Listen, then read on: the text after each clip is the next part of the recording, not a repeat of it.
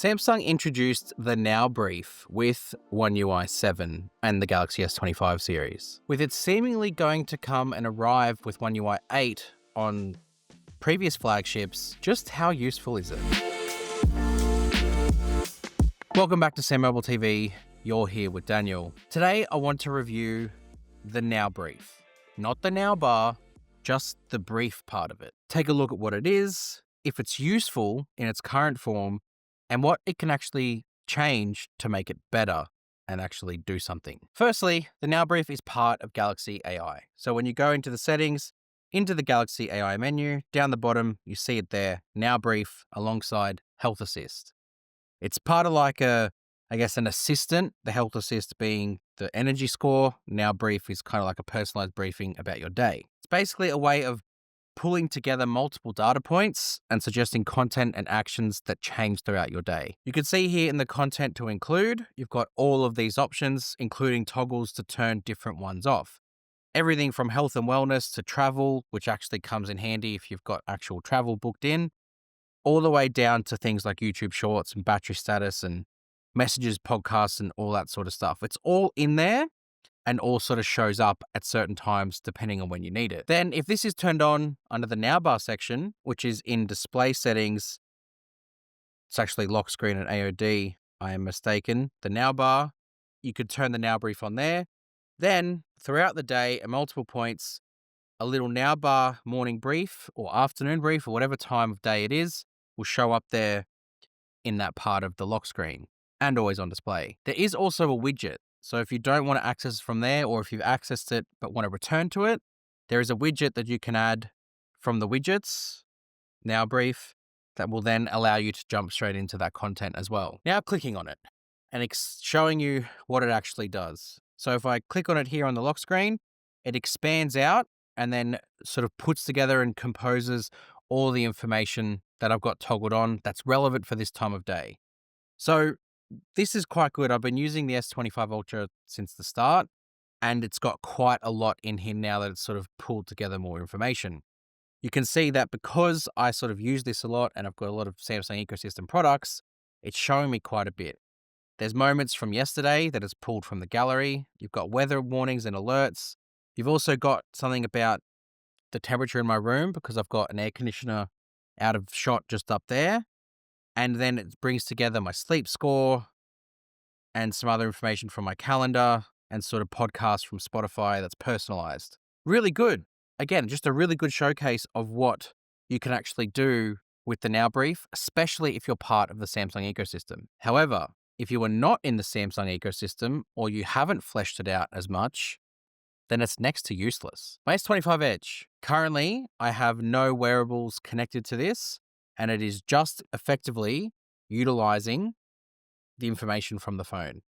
So if I go and add the widget here for the Now Brief to my home screen, and I click on it, the Now Brief that's on this phone is very basic.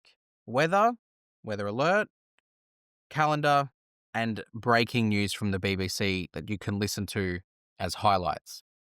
That's it. No sleep score, no energy score, no weather report or environment report for the room I'm sleeping in, no moments from yesterday.